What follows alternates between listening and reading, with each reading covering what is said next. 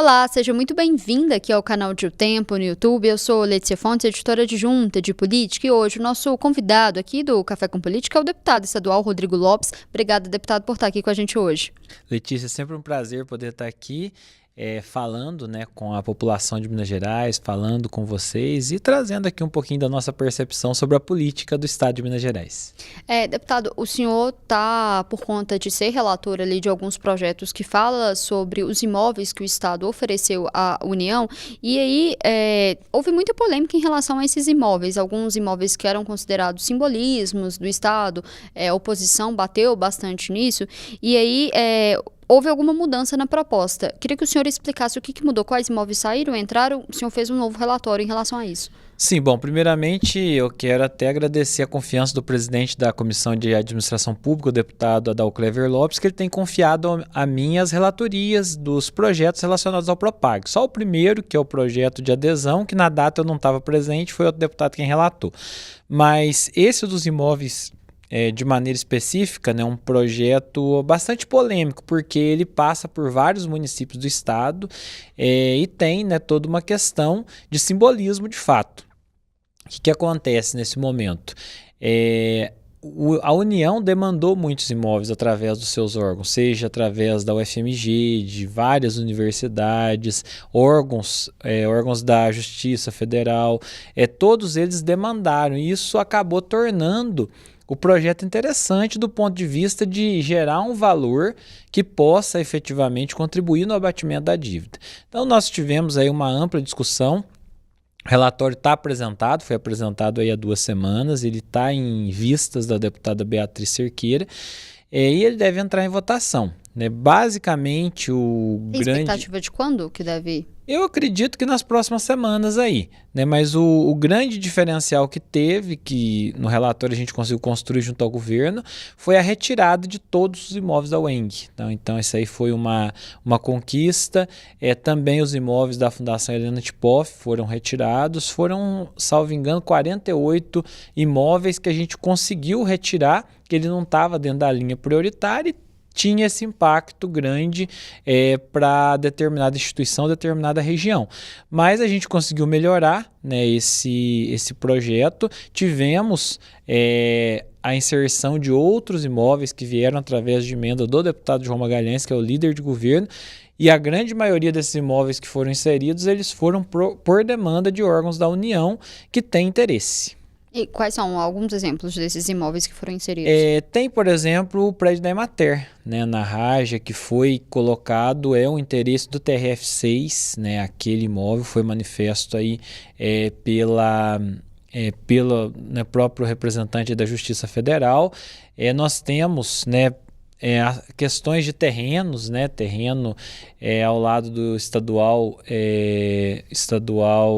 municipal, aliás, o estadual que tem ali o colégio estadual. Estadual Central. Estadual Central, exatamente, que tem um terreno ao lado também, TRF6 tem interesse. São, né, esses exemplos que eu me recordo agora no momento.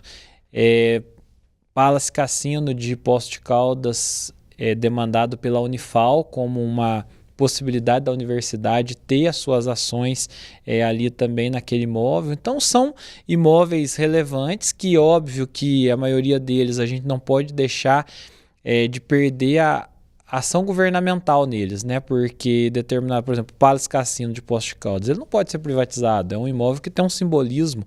Então, passar do Estado para a União até aceitável, até porque foi Getúlio quem, né, construiu lá no passado aquela estrutura. Agora, a privatização, eu acho que a gente tem que ter um cuidado com quais serão, né? Acho que a gente tem que ter esse cuidado aí, esse acompanhamento. O senhor mencionou a questão dos imóveis da UENG, isso gerou bastante polêmica, né?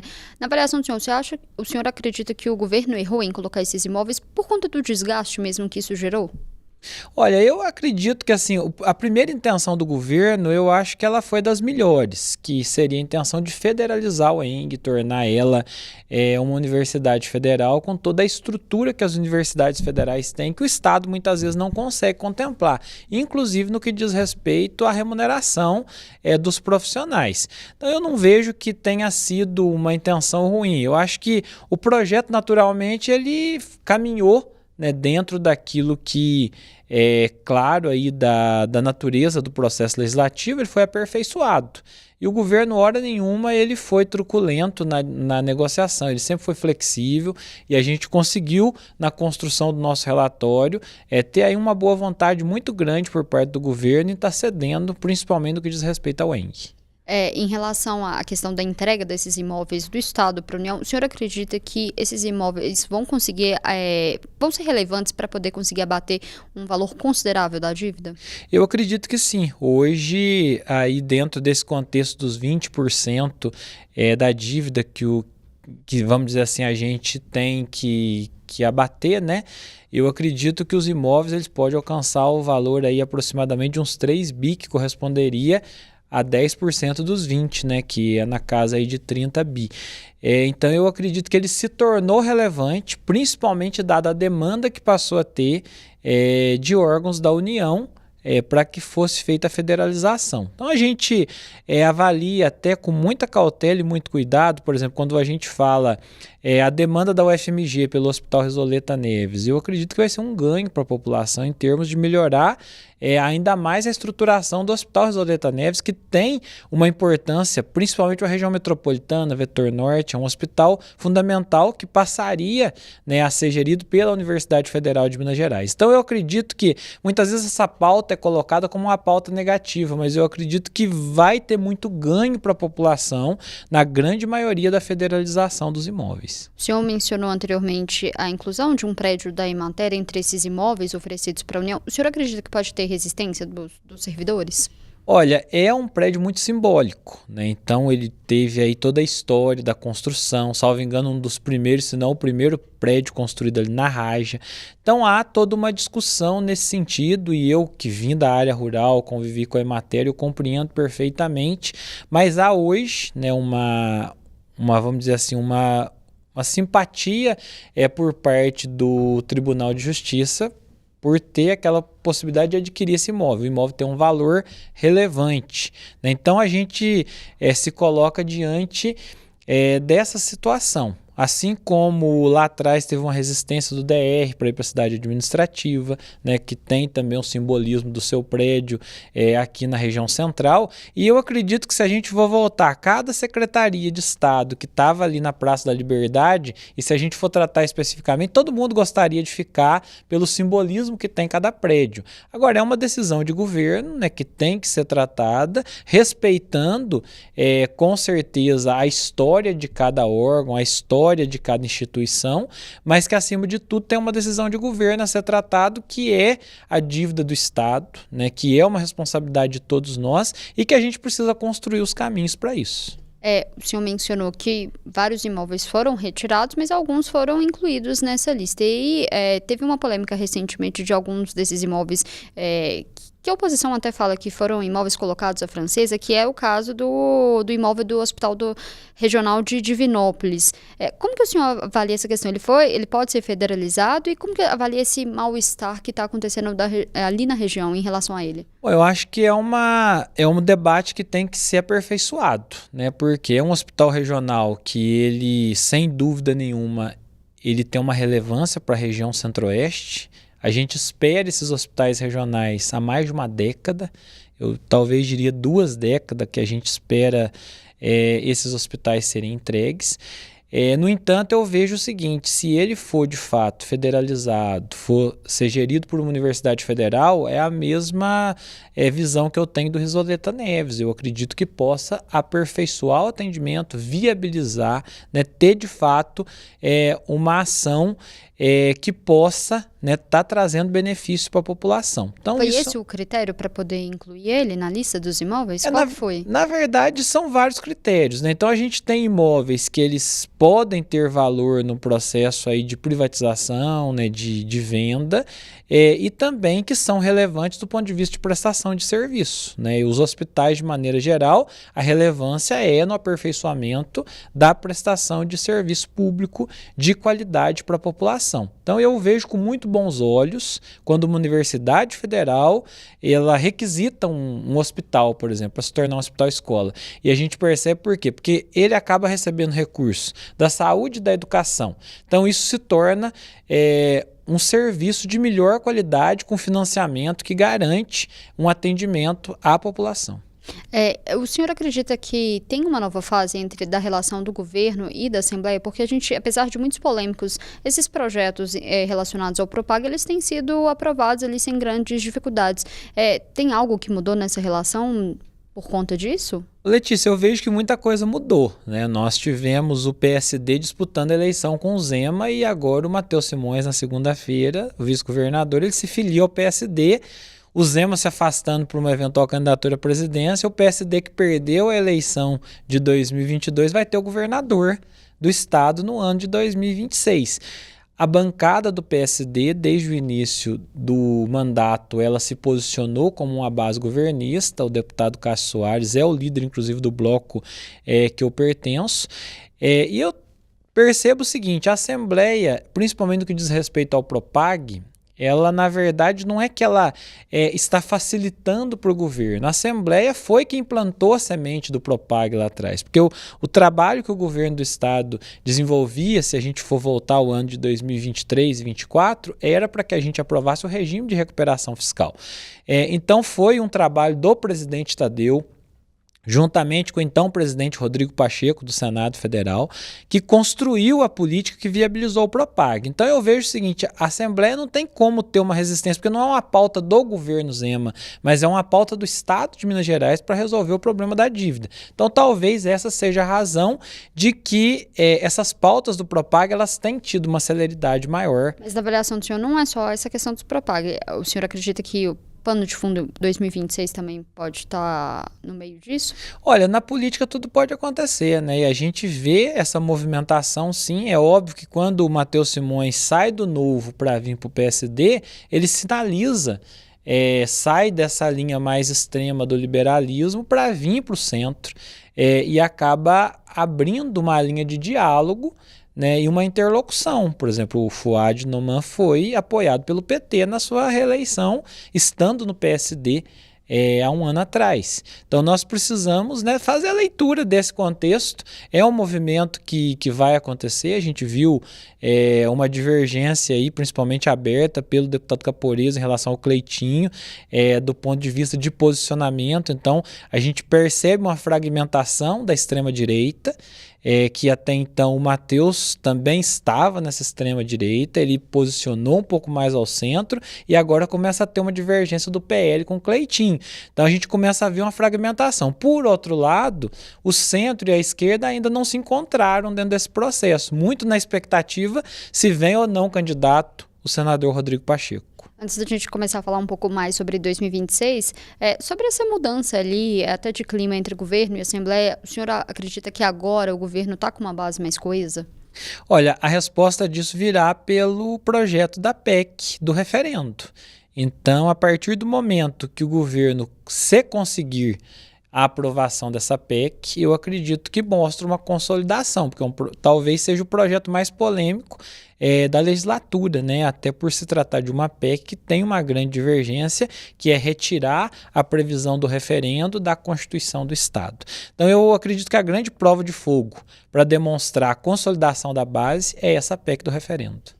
Ainda só falando um pouco sobre os imóveis do Propag, a União tem vários imóveis aqui no estado, em Belo Horizonte, imóveis que estão ociosos, Escola de Engenharia da UFMG. A União teria interesse nesses imóveis? Por que o senhor acha que a União aceitaria esses imóveis do governo do estado?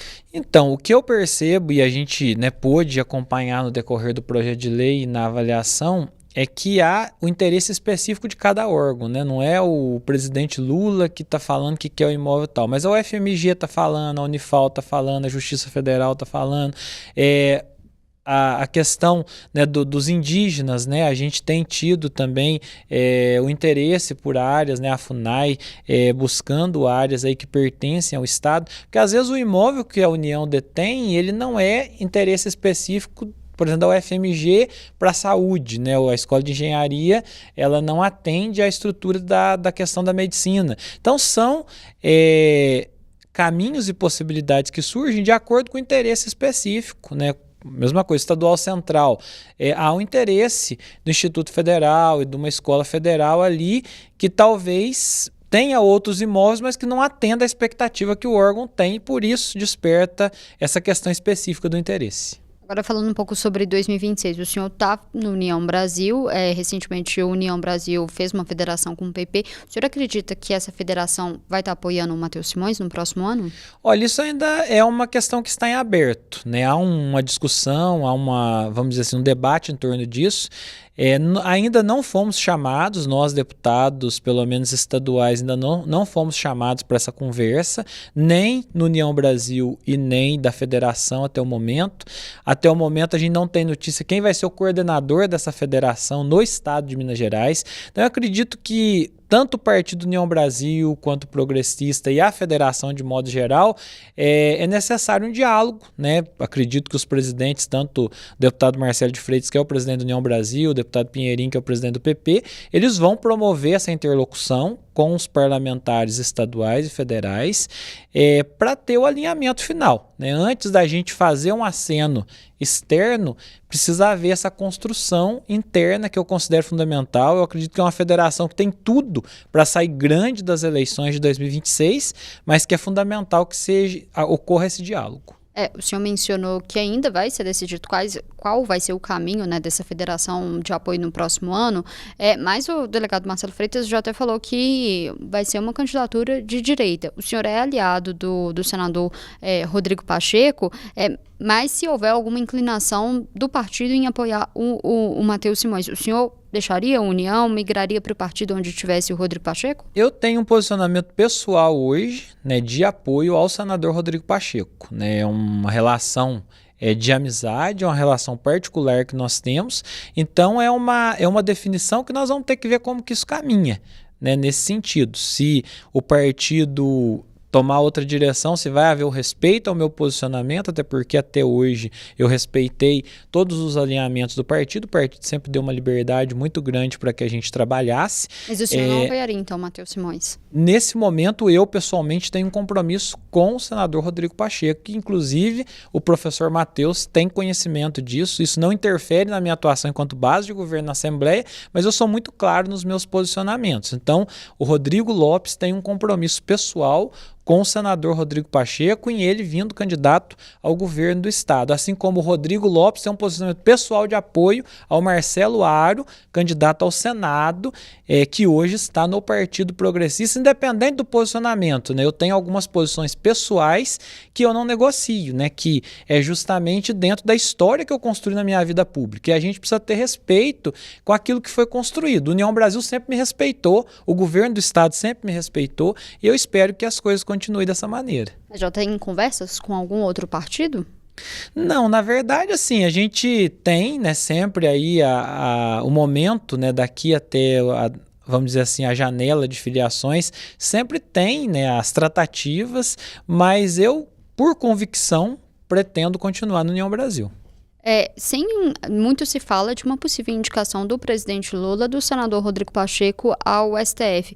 O senhor vê uma saída da vida pública como mais provável do que uma candidatura ao governo de Minas, falando do senador Rodrigo Pacheco? Olha, olhando pela trajetória do senador Rodrigo Pacheco, eu acredito que por merecimento a indicação ao STF do nome dele seria um reconhecimento do presidente Lula por tudo que ele fez, viabilizou, se indispôs, entrou numa linha de conflito com a extrema-direita para garantir orçamento assim que o presidente Lula foi eleito. Então, eu acredito que por reconhecimento, por gratidão, e sabendo que né, um desejo profissional do senador Rodrigo Pacheco, Supremo Tribunal Federal, eu acredito que esse seja o caminho, e eu acredito que ele será o indicado, até pelo posicionamento. Como que ficaria ali a questão do governo de Minas, que o presidente Lula já falou diversas vezes que gostaria de ver o senador como candidato? Isso não pesaria ali na decisão do presidente? Eu vejo o seguinte, o presidente, obviamente, estando no lugar do Lula, eu também gostaria de ter o Rodrigo candidato ao governo do estado, até para fortalecer esse palanque.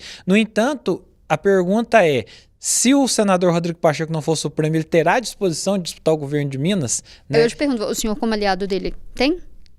Não sei, não conversei com ele sobre isso. Agora, é uma questão que talvez possa ficar, né, um cisma, até porque, assim, por questão de gratidão, deveria ser ele o nome escolhido, como eu acredito que será.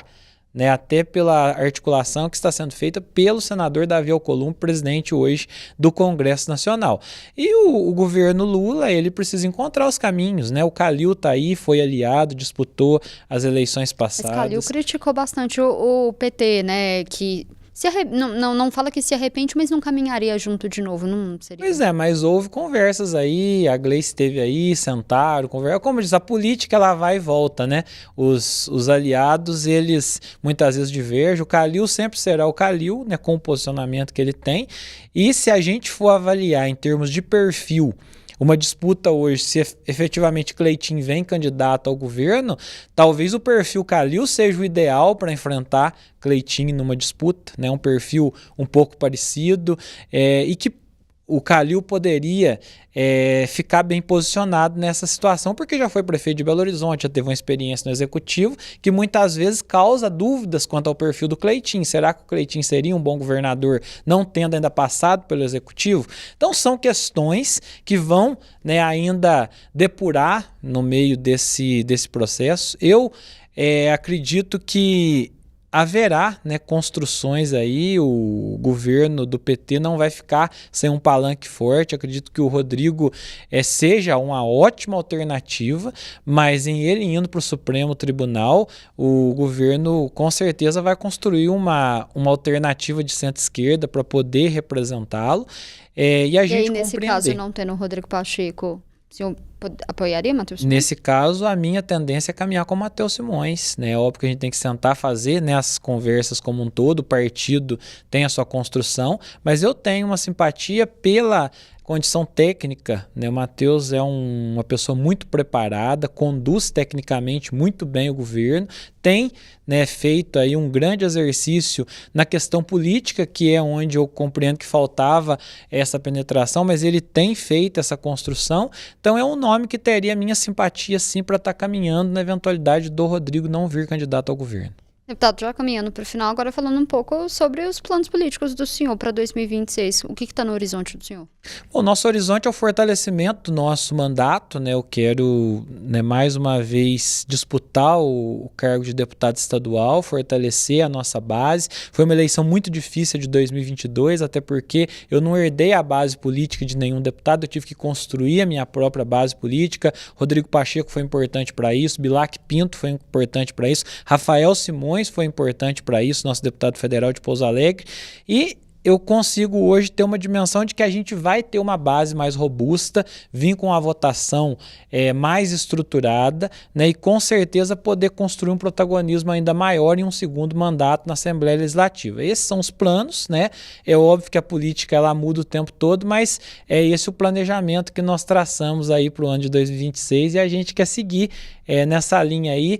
Eu sou um deputado muito de presença nas bases, né? Então eu viajo bastante, tenho uma relação muito próxima com os meus prefeitos, com os meus vereadores, com as minhas lideranças, e ao mesmo tempo na rotina da Assembleia eu também procuro ter um trabalho intenso ali, juntamente nas comissões, plenário.